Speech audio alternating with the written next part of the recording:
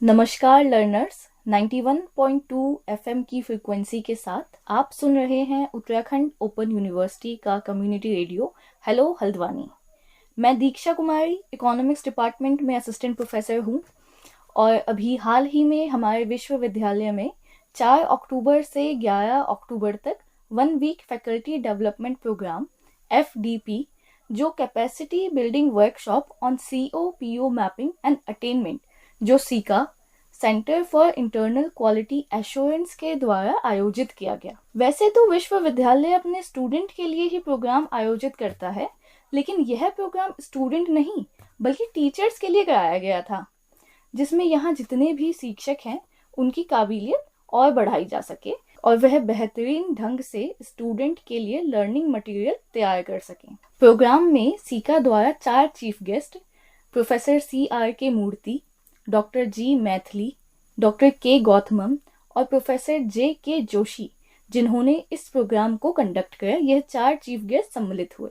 इस एक हफ्ते की वर्कशॉप में पहले के 2 दिन प्रोफेसर CR.K. मूर्ति जी ने सभी फैकल्टी मेंबर्स को ओपन डिस्टेंस लर्निंग के बारे में बताते हुए प्रोग्राम को आगे बढ़ाया।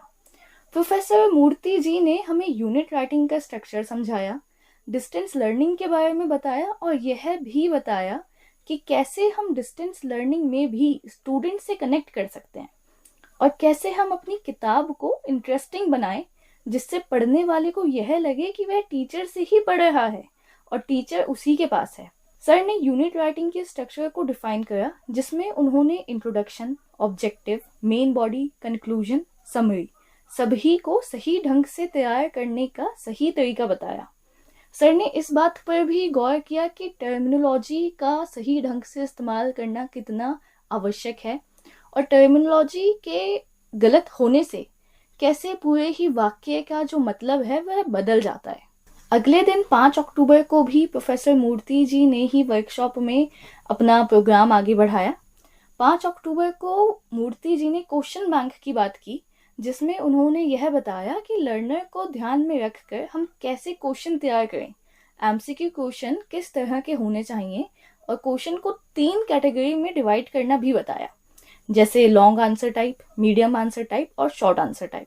इसके अलावा क्वेश्चन को 3 पार्ट में होना चाहिए, इजी, मॉडरेट और डिफिकल्ट, जिसे सारे ही तरह के लर्नर जो कि बहुत इंटेलिजेंट है, कुछ जो एवरेज है और कुछ ऐसे भी होते हैं जो बिलो एवरेज होते हैं, जो क्या हो सके कि जितने भी लर्नर्स हैं सबके लिए मतलब इजी हो सके। तो प्रोफेसर मूर्ति जी ने इस बात पर भी गौर किया।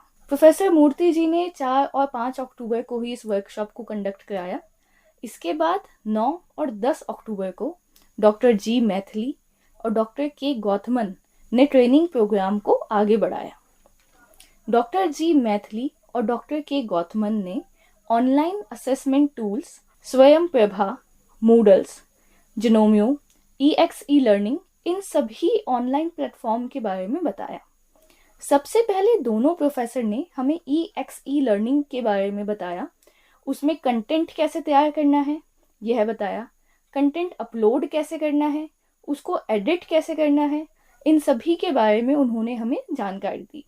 यह पूरा सेशन एक टेक्निकल सेशन था, जिसमें सभी टीचर्स अपने लैपटॉप पे थे और आगे से जो प्रोफेसर मैथिली थी और के गौतमन वह भी लगे हुए थे अपने अपने लैपटॉप। ऐसा ये सेशन टेक्निकल सेशन की तरह चल रहा था। डॉक्टर मैथिली ने स्वयं प्लेटफॉर्म के बारे में बताया, Swayam course, Swayam credit, how to teach at Swayam and how to learn at Swayam, इन सभी के बारे में मैडम ने हमें सही जानकारी और सभी तरह की जानकारी दी। स्वयं में प्रोफाइल बनाने के साथ उसमें एज अ टीचर हम कैसे कोर्स स्टार्ट कर सकते हैं, अपना कंटेंट कैसे ऐड कर सकते हैं, वीडियो, ऑडियो और एडिटिंग उस कंटेंट में कैसे की जा सकती है, सभी के बारे में हमें बताया गया। इसके अलावा डॉक्टर जी मैथिली ने मूडल्स, जिनोमियो जो कि एक ऑनलाइन लर्निंग प्लेटफॉर्म है, उसके बारे में भी हमें बताया। उस पर प्रोफाइल बनाना बताया और एज अ स्टूडेंट कैसे बच्चे हमसे उस पर जुड़ सकते हैं और एज अ टीचर हम क्या क्या उसमें कंट्रीब्यूट कर सकते हैं, यह सब उन्होंने बताया। मैं ये बता दूं कि ये सारे प्लेटफॉर्म एक तरह से फ्री लर्निंग है, इस पे कोई भी लर्नर को पैसा देने की जरूरत नहीं है। इसके बाद डॉक्टर गौतमन ने हमें स्वयं प्रभा के बारे में जानकारी दी, जिससे काफी लर्नर्स पढ़ते हैं, स्वयं प्रभा एक DTH चैनल के थ्रू लर्नर्स या स्टूडेंट तक अपना कंटेंट पहुंचाता है। इसमें टोटल 13 कंट्रीब्यूटर है जो अपना कंटेंट इसमें प्रोवाइड करते हैं। फिर प्रोग्राम के एंड में डॉक्टर मैथिली ने हमें रूबिक्स के बारे में बताया, उसके टाइप्स, फीचर और बाकी चीज़ों की जानकारी देते हुए मैडम ने 9 अक्टूबर को वह प्रोग्राम एंड करा।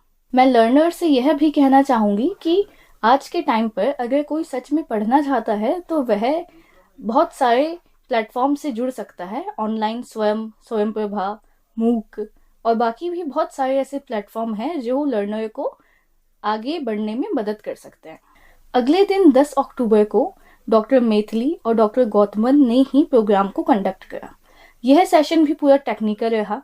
वैसे तो 9 अक्टूबर वाला सेशन भी टेक्निकल ही था। 10 अक्टूबर को दोनों प्रोफेसर ने हमें क्वेश्चन बैंक बनाने के बारे में बताया, कैसे सही तरीके से क्वेश्चन फ्रेम करना है और अलग अलग टाइप के क्वेश्चन के बारे में बताया। नॉर्मल MCQ फ्रेम करने के साथ साथ match the following, reasoning and assertion वाले क्वेश्चन कैसे फ्रेम करने हैं, यह भी हमको बताया गया। डॉक्टर मैथिली और डॉक्टर गौतमन ने जो भी टेक्निकल सेशन दिया ये बहुत ही हेल्पफुल रहा हम सब के लिए। दोनों ही प्रोफेसर काफ़ी एनर्जेटिक थे। वह बताने के साथ साथ हर एक टीचर से पर्सनली भी पूछ रहे थे। अगर उनको कोई दिक्कत है या नहीं समझ में आया है तो वो पर्सनली भी जाके हेल्प कर रहे थे, जो हमारे लिए बहुत ज़्यादा हेल्पफुल रहा। जैसे अब सब ऑनलाइन होता जा रहा है तो यह सीखना हमारे लिए बहुत आवश्यक है। हमारी यूनिवर्सिटी भी सभी स्टूडेंट से असाइनमेंट ऑनलाइन ही लेती है MCQ क्वेश्चंस के माध्यम से। तो क्वेश्चन फ्रेम करना और उसका सही तरीका जानना, ये सारी जानकारी हमारे लिए बहुत महत्वपूर्ण है। स्वयं और स्वयं प्रभा जो एक बहुत हेल्पफुल टूल है स्टूडेंट्स के लिए, इसके बारे में पता होना, इसे इस्तेमाल करना, यह सब जानना मतलब एक बहुत ही आवश्यक बन चुका है आज के टाइम पे, क्योंकि अब पढ़ाई या फिर टीचर का जुड़ना वो एक ऑनलाइन माध्यम से बहुत ज़्यादा हो रहा है। इस वर्कशॉप के आखिरी दिन 11 अक्टूबर को प्रोफेसर JK जोशी जी ने अपना प्रोग्राम कंडक्ट कराया, जिसमें उन्होंने innovative practices in teaching, learning and evaluation in higher education के बारे में सबको बताया। टीचिंग में इनोवेशन होना बहुत आवश्यक है। जितना ज़्यादा हम इनोवेटिव तरीके से न्यू आइडियाज़ से लर्नर या स्टूडेंट को पढ़ाएंगे, उतना ही उनकी चाह और उनका उत्साह सीखने के लिए बढ़ता जाएगा। प्रोफेसर JK जोशी जी ने हमें इवैल्यूएशन के बारे में भी बताया, सही ढंग से हमको कैसे इवैल्यूएशन करना है और यह कैसे इंस्टीट्यूट की परफॉर्मेंस को भी अफेक्ट करता है, इसके बारे में भी उन्होंने हमको साझा किया। इसी के साथ हमारा FDP प्रोग्राम समाप्त हुआ। हम आशा करते हैं कि सीका आगे भी ऐसे ही प्रोग्राम करवाता रहे जो हमारे विश्वविद्यालय के सभी टीचर्स के डेवलपमेंट में सहयोग दे। तो लिसनर्स, इसी के साथ मैं अपना सेशन यहीं ख़त्म करती हूँ। आशा है आपको यह सेशन अच्छा लगा और इसमें जितने प्लेटफॉर्म्स के बारे में बताया गया है आप सभी के लिए वह इम्पॉर्टेंट है। आपसे आशा है कि आप इन ऑनलाइन लर्निंग प्लेटफॉर्म से कुछ सीखें। धन्यवाद।